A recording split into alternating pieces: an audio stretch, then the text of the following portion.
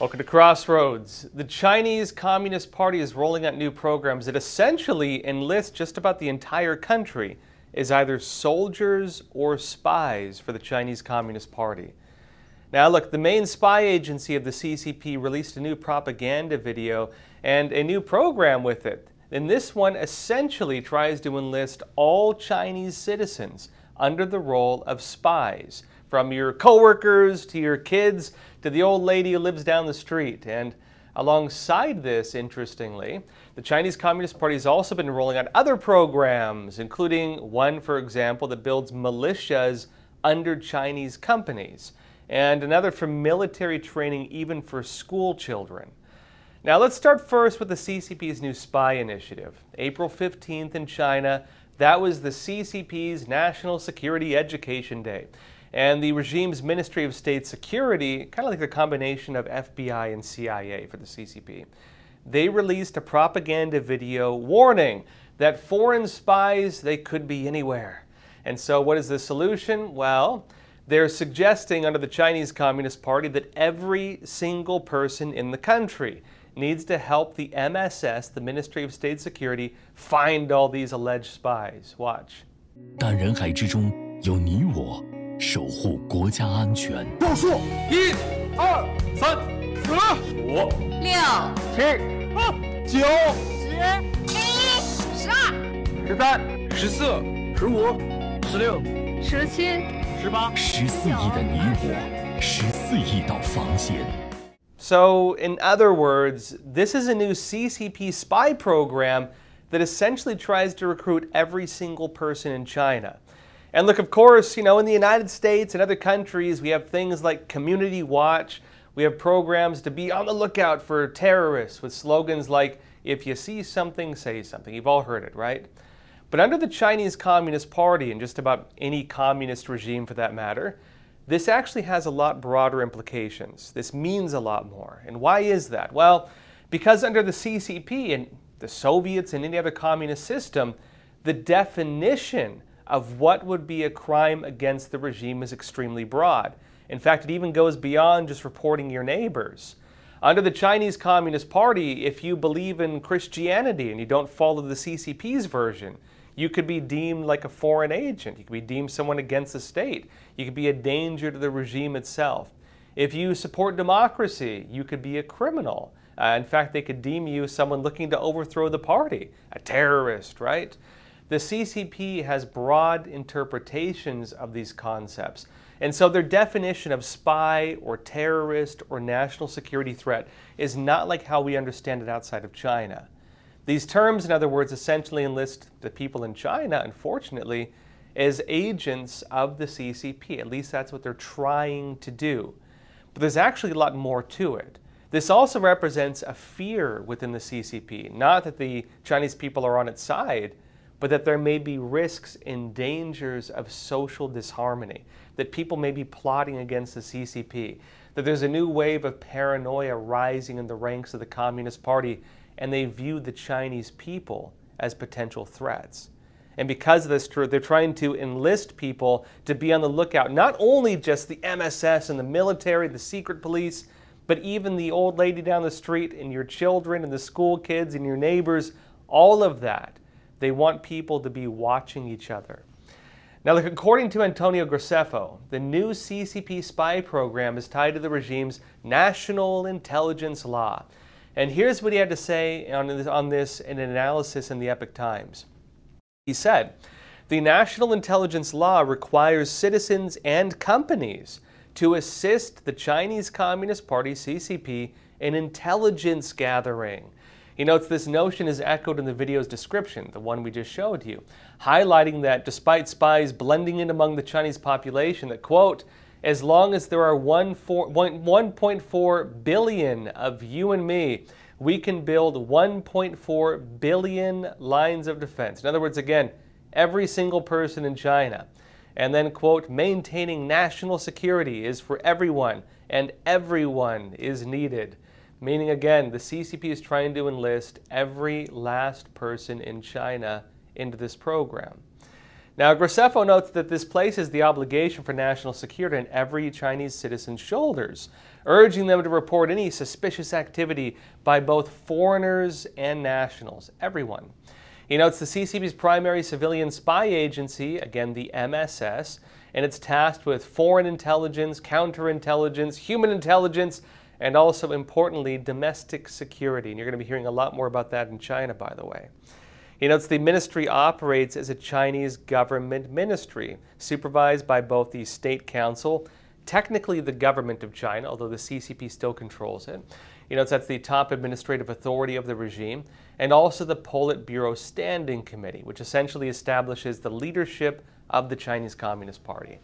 He notes that under Xi Jinping's leadership, the MSS, Ministry of State Security, he says they've assumed more of a prominent role in public domestic counter-espionage efforts, finding spies, or at least people accused of being spies. He notes as well that under Xi, the counter-espionage law was expanded last year. The new law broadens the scope of what constitutes violations, as I was saying, right? Potentially encompassing, he says, routine business activities, such as market research. How dare you try to find out if Chinese companies are violating the law? Auditing. You could be called someone, again, acting as a foreign spy if you try to audit a Chinese business. Also, due diligence, business consulting, or inquiries about sensitive subjects. If you dare ask questions the CCP doesn't want being asked, you could be deemed a spy. Again, emphasizing the fact that under the Chinese Communist Party, look, we can compare it to Community Watch and people looking out for terrorists in the US, but the definitions of the crimes are different. We don't call business consulting, some kind of risk against the regime. We don't talk about market research or auditing or due diligence or inquiries about sensitive topics as being engaged in, counter-espionage or something like that. That's how the CCP is defining these things. And so even though on the surface it looks like, hey, legitimate, they're looking for foreign spies, in practice, it means that they're going after people who inquire about things the CCP doesn't want people to talk about. If you talk about the problems of the Chinese economy, if you talk about corruption within Chinese businesses, if you point out issues that maybe the CCP is lying about its economic growth numbers, all of these things could get you targeted. And that is the real nature of these laws, not what they represent on the surface based on what we, mostly for the most part, not based on the way that we would normally interpret the meaning of these types of words, counter-spy operations. Now, Graceffo notes that as security tightens, though, the MSS has come out of the shadows to remind the public that they are being watched, and also to watch each other. Create an air of paranoia. In other words, not only is Big Brother watching you, but everyone could be watching you on behalf of Big Brother. He notes that the ministry has social media accounts and its posters and notices are visible in public places in towns and cities all throughout the country. So people are being constantly reminded that they are being watched. And again, the implication of that is not just what we understand as spy operations, but even if you dare question the numbers or the systems and whatever else that exists under the CCP. Now, also, the Chinese Communist Party has tried other systems similar to this. Actually, quite a lot is going on right now. I'll be talking about more of those systems after we come back from a quick break. Experts agree. One of the best ways to protect against financial uncertainty is to diversify your portfolio. Learn how physical gold and silver can secure your retirement funds from today's economic challenges with a gold IRA from American Hartford Gold. You can safeguard your wealth with no penalties or taxes when you transfer your current qualifying retirement accounts. Call now and our precious metals specialists will send you a free information kit, no cost or obligation. American Hartford Gold, a trusted industry leader with an A+ from the Better Business Bureau, has a 5-star rating from thousands of happy clients. Whether you are getting physical precious metals in a gold IRA or delivered to your doorstep, we offer only the highest quality gold and silver. For your peace of mind, we also offer a no-fee buyback commitment, a low-price guarantee, along with free shipping and free insurance. So don't wait. Call the number on your screen today and secure your financial future.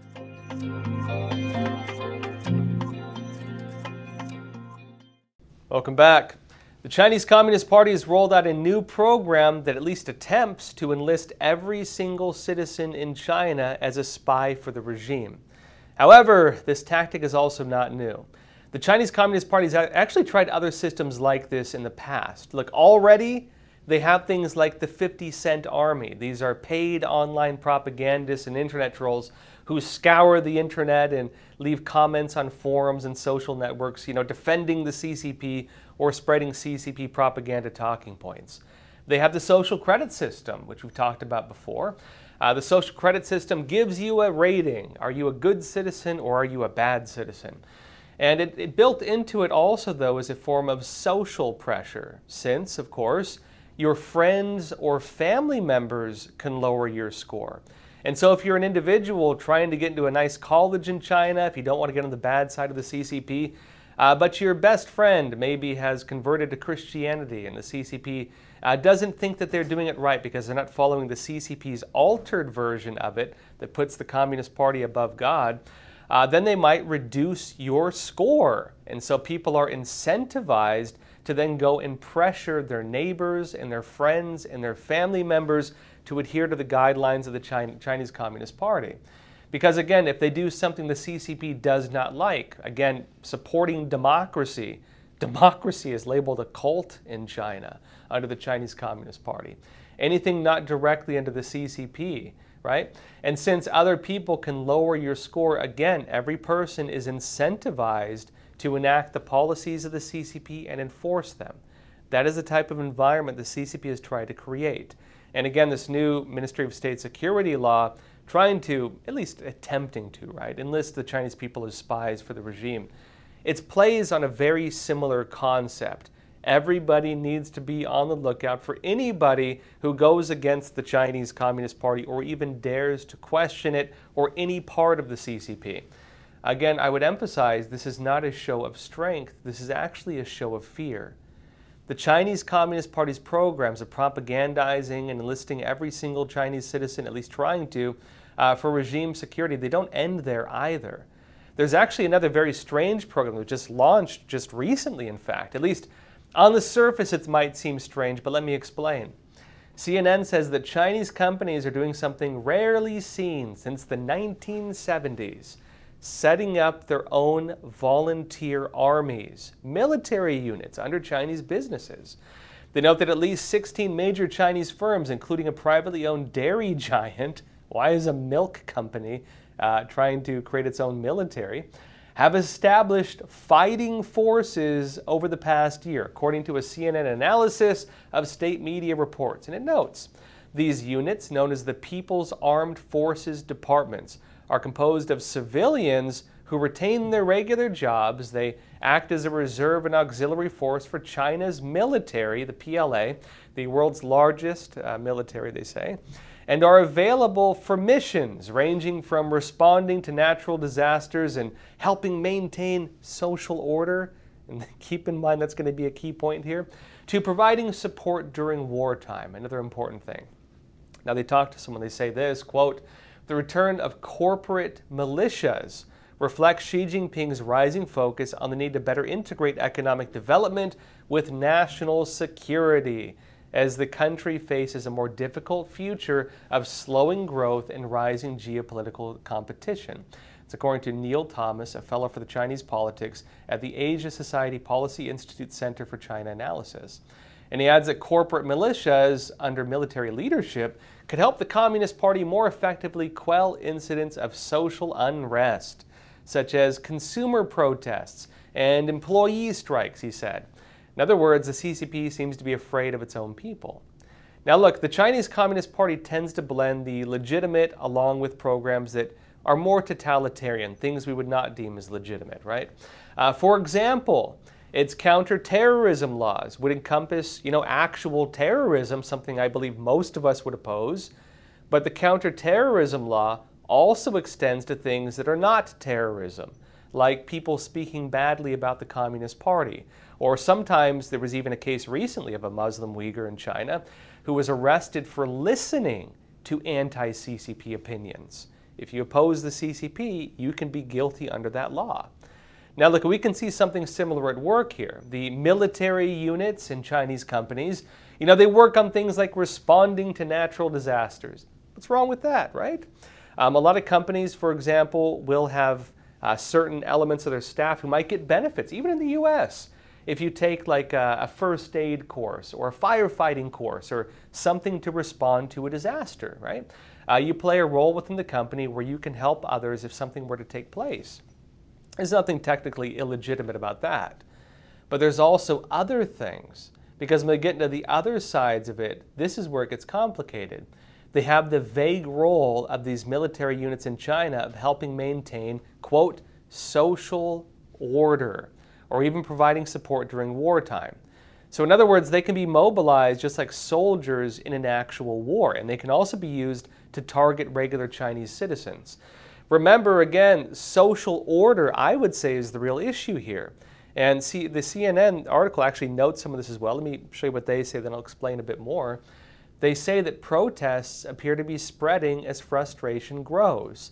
The number of labor strikes and demonstrations in China surged to 1,794 in 2023. In fact, that's more than like a couple a day, folks. Then that's more than doubling from 2022 when 830 cases were recorded. And that's according to data from the Chinese Labor Bulletin, a Hong Kong-based nonprofit organization that monitors workers' protests.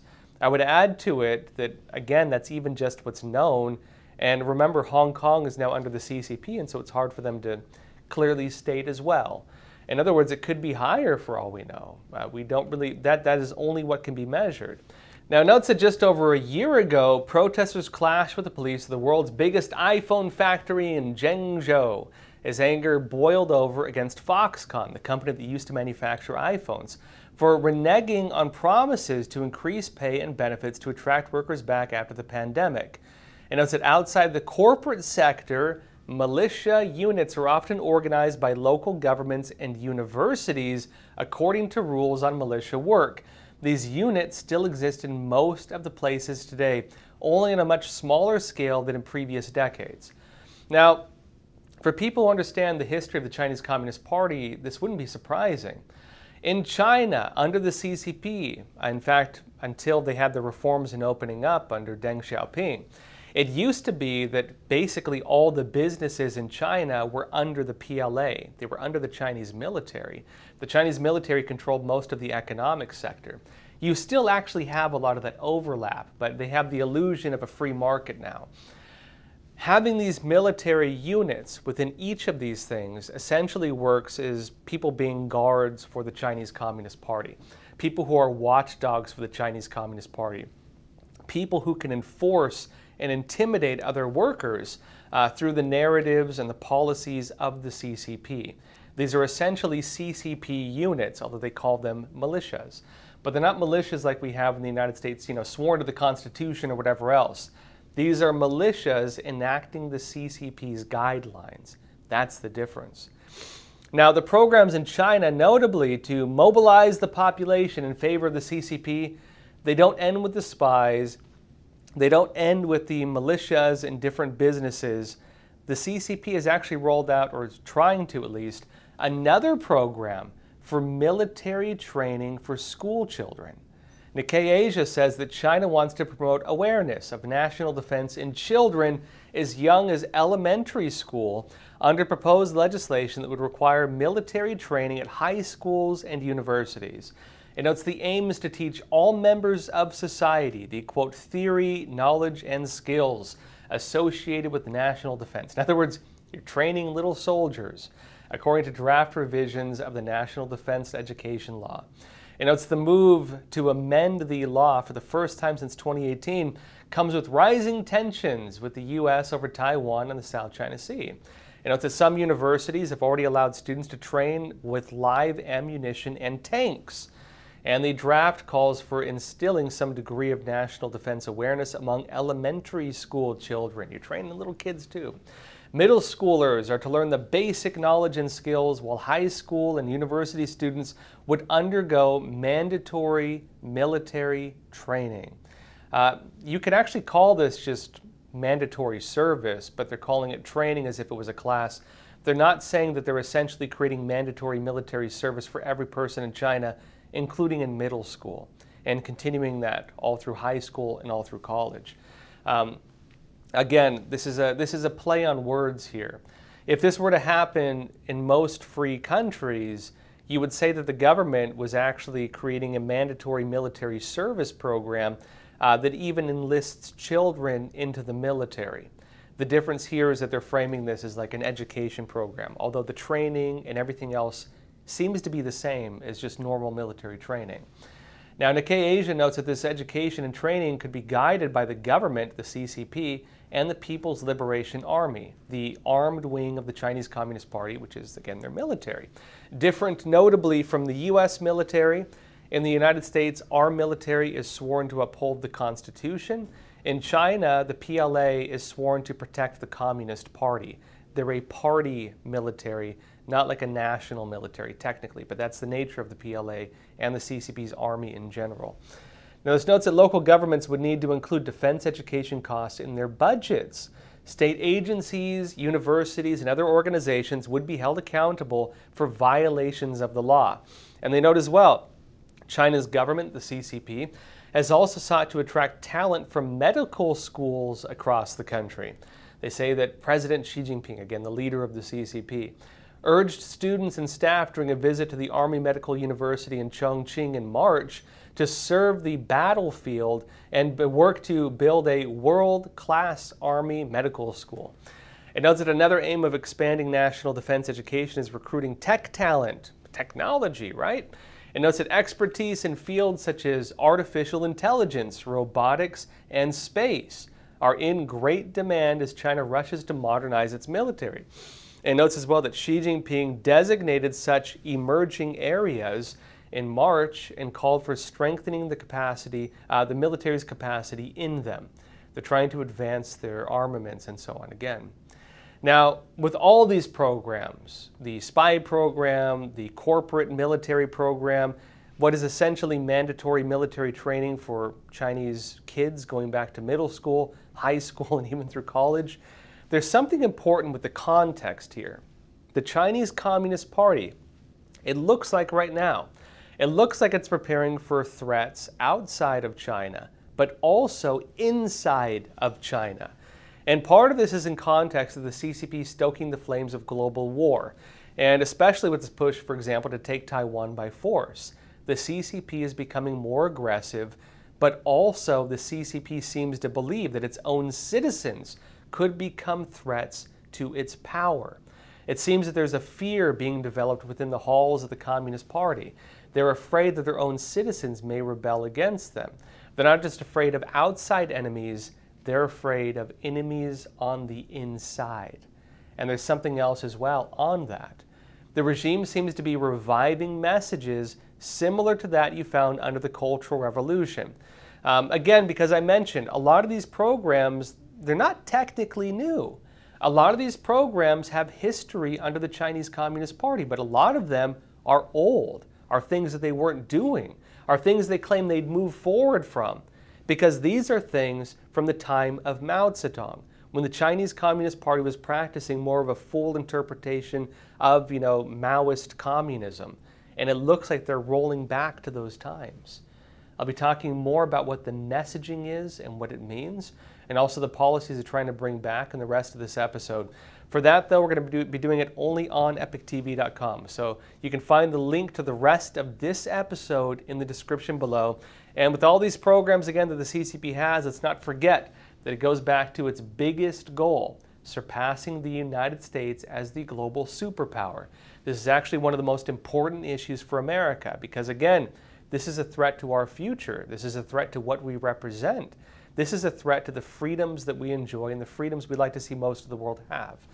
In fact, I detail exactly what's happening with this in my documentary, The Final War, which traces back to the beginning of the Chinese Communist Party to reveal its 100-year plot to defeat America.